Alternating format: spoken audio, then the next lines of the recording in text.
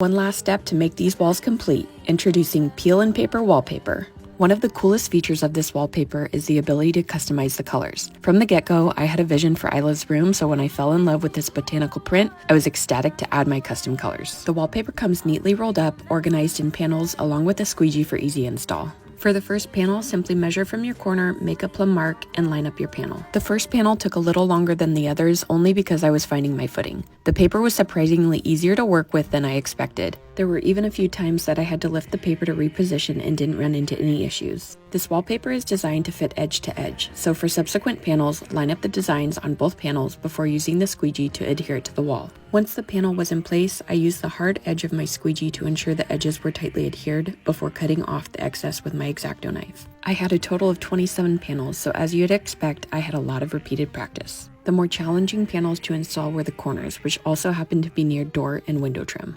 Peel and stick wallpaper is so functional, suitable for renters and homeowners. It is DIY and beginner friendly and can instantly elevate a space. This room is completely transformed. I can't wait to add furniture and decor. Stick around because the reveal is coming soon.